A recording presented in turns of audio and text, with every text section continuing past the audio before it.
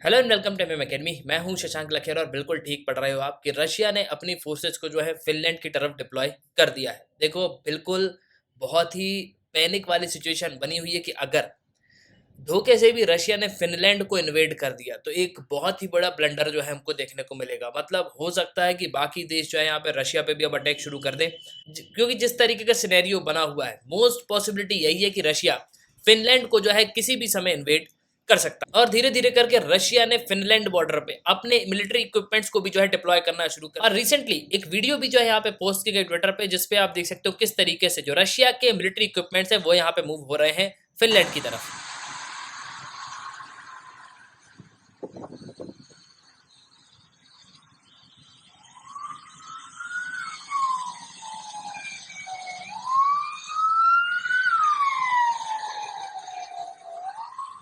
हालांकि मैं आपको बता दूं कि कई लोग यहाँ पे ये बोलते हैं कि ये एक प्रोपेगेंडा वीडियो है जो कि रशिया ने रिलीज किया हुआ है। करके रशिया ने फिनलैंड बॉर्डर पे अपने मिलिट्री इक्विपमेंट्स को भी जो है डिप्लॉय करना शुरू कर दिया है। इस पे आप आर्टिकल देख सकते हो। Russian forces appear to move military equipment to Finland border in video. So basically Russia की जो फोर्सेज हैं वो आज समय मिलिट्री इक्विपमेंट जो है यहाँ पे ले जाती हुई नजर आ रही है फिनलैंड बॉर्डर की तरफ। रशिया जो है एक बहुत बड़ी बॉर्डर फिनलैंड के साथ यहाँ पे शेयर करता है। एक जमाने में फिनलैंड जो है वो रशिया का ही पार्ट रहा है। 1809 से लेके 1917 तक जो फिनलैंड है वो पार्ट रहा है रशियन फेडरेशन का। और 1917 में जो है इसको इंडिपेंडेंस मिली थी। और देखो जिस तरीके से रशिया ने यूक्रेन को इन्वेड किया है तो बाकी देश भी यहाँ पे बहुत ज्यादा घबरा रहे हैं कि रशिया कभी हम पे भी जो है यहाँ पे अटैक ना कर दे। और इसी को लेके जो जेलेंस्की हैं, मतलब जो यूक्रेनियन राष्ट्रपति हैं, उन्होंने यहाँ पे यह कह दिया है कि इतने सैंक्शन लगाओ रशिया के ऊपर, इतने स्ट्रॉन्गर मोर डिस्ट्रक्टिव जो है यहाँ पे सैंक्शन लगाओ कि रशिया जो है पूरा यहाँ पे बर्बाद हो जाए। क्योंकि अभी तक 3000 यूक्रेनियन सैनिक की जो है यहाँ पे जान गई है। मतलब यूक्रेन की सरकार ये क्लेम करती है कि रशिया ने हमारे 3000 सैनिक जो है मार दिए हैं। लेकिन फिर भी मैं ये कहूंगा कि 50 से ज्यादा दिन हो चुके हैं, उसके बाद भी प्रॉपरली जो है यूक्रेन रिटेलिएट कर रहा है। यूक्रेन कड़ा जवाब जो है दे रहा है रशिया को। ना एक्चुअली में हुआ क्या है तो काफी कुछ जो है आपको इस वीडियो में जानने को मिलेगा। उसके पहले अगर आप किसी भी एग्जाम की प्रिपरेशन कर रहे हो तो आप हमारे स्मार्ट कोर्सेज तो कर सकते हो। आपको सिंपली करना क्या होगा, आपको डाउनलोड करना है, फिर आपको साइन अप करना है। आप दो वीडियोस लेक्चर देख सकते हो, डेमो लेक्चर होंगे।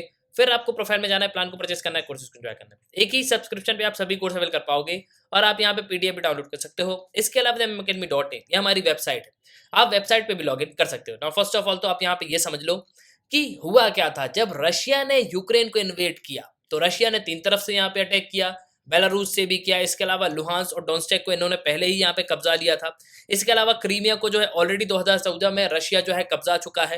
तो इन्होंने मेनली तीन तरफ से जो है यहाँ पे अटैक किया। लेकिन आज के समय प्रेजेंट सिचुएशन ये है कि कीव को जो है रशियन फोर्सेज यहाँ पे चाह रही कि ये उसको कब्जा ले, लेकिन यूक्रेनियन फोर्सेस का जो होल्ड है वो कीव में बहुत ज्यादा मजबूत है। तो रशियन फोर्सेस प्रेजेंटली कीव को जो है यहाँ पे फोकस नहीं कर रही हैं। अब वो दूसरी जगह की तरफ जो है यहाँ पे बढ़ रही हैं। देखो सिंपली ऑलरेडी जो है रशिया ने इतनी तबाही मचा दी है यूक्रेन में कि यूक्रेन को अब वापस डेवलप होने में कई साल लगेंगे। जी हाँ, यूक्रेन को वापस रिस्टेब्लिश होने में कई साल जो है लगने वाले हैं। और देखो मैं आपको एक चीज बता दूं कि जेलेंस्की को भरोसा था, यूक्रेन के राष्ट्रपति को भरोसा था कि अमेरिका जो है हमारी मदद करेगा, लेकिन ऐसा कुछ भी नहीं हुआ।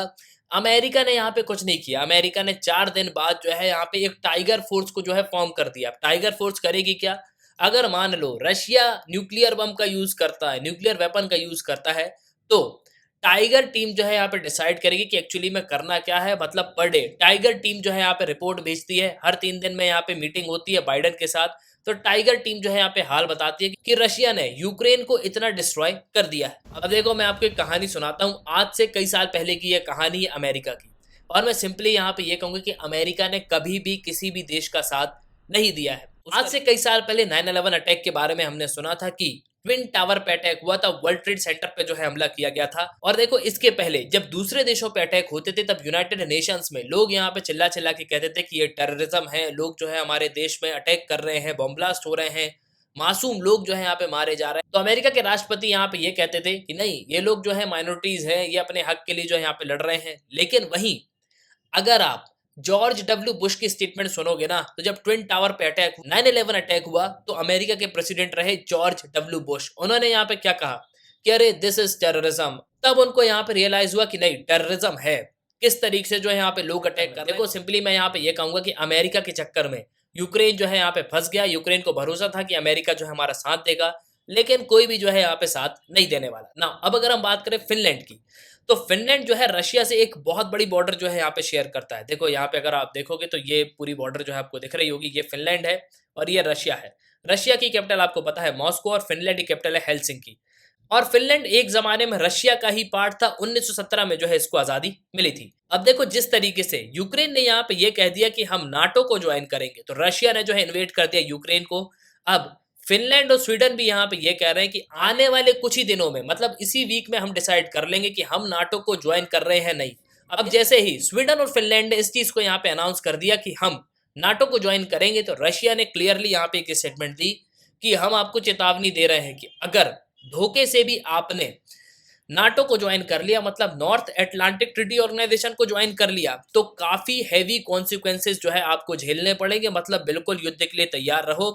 अगर धोखे से भी आपने नाटो की तरफ देखा तो हम जो है आपको इन्वेट कर देंगे। और आप ये भी देख सकते हो कि रशिया के फॉरेन मिनिस्टर ने यहाँ पे स्टेटमेंट भी दी थी कि बिल्कुल कॉन्सिक्वेंसेस के लिए जो है यहाँ पे तैयार रहो, फिनलैंड और स्वीडन, अगर आप नाटो को ज्वाइन करते हो तो। और इसके बाद फिनलैंड जो है यहाँ पे कुछ समय के लिए रुक गया। उसने यहाँ पे ये कहा कि हम इसी हफ्ते जो है यहाँ पे डिसाइड कर देंगे कि हम नाटो को ज्वाइन कर रहे हैं या नहीं। और बिल्कुल जैसे ही यहाँ पे ये न्यूज आई कि इसी वीक में जो है डिसाइड हो जाएगा, तो रशिया ने अपने ट्रुप्स को जो है यहाँ पे डिप्लॉय करना शुरू कर दिया है। और देखो मैं आपको एक चीज बता दूं कि कोई और भी देश होता तो जो है समझ जाता, लेकिन रशिया बिल्कुल भी यहाँ पे समझने वाला नहीं है। रशिया बिल्कुल भी यहाँ पे इस चीज को बर्दाश्त ही नहीं कर पाएगा कि स्वीडन, नॉर्वे या फिनलैंड बिल्कुल रशिया के आसपास जो है कोई भी यूएसए का अलायंस या यूएसए जो है इसके आसपास यहाँ पे रहे, या कोई भी वेस्टर्न कंट्री जो है रशिया के आसपास दिखे। और देखो मैं आपको एक चीज बता देता हूँ कि नाटो को फॉर्म इसलिए किया गया था क्योंकि अमेरिका को जो है डर था रशिया से। जी हाँ, उस जमाने में रशिया यूएसएसआर हुआ करता था और उसी के डर की वजह से नाटो को जो है यहाँ पे फॉर्म कर लिया गया था, क्योंकि उस जमाने में यूएसएसआर में 15 से ज्यादा देश थे। लेकिन प्रेजेंटली अगर आप देखोगे तो अब वो फेडरेशन टूट चुका है और कंटिन्यूसली नाटो जो है एक्सपांड होता हुआ नजर आ रहा है। और बिल्कुल रशिया इस चीज को झेल ही नहीं पाएगा कि नाटो जो है फिनलैंड या स्वीडन के आसपास दिखाई दे। और देखो जिस तरीके की सिचुएशन बन रही है पूरी दुनिया भर में, देशों को बहुत ही हैवी लॉस होगा। अगर धोखे से भी फिनलैंड और स्वीडन ने नाटो को ज्वाइन कर लिया, तो रशिया जो है बिल्कुल यहाँ पे फिनलैंड को भी इन्वेट करना शुरू कर देगा। इनफैक्ट अगर आप पहले के आर्टिकल्स पढ़ोगे तो रशिया ने अपने फाइटर जेट्स भी जो है स्वीडन की तरफ जो है रवाना कर दिए थे। तो देखना होगा आगे क्या होता है। तो जो भी होगा उस पर मैं एक डिटेल वीडियो जरूर बना दूंगा। इसी के साथ ये था इस वीडियो का, सुनने के लिए बहुत धन्यवाद। जय हिंद, जय भारत।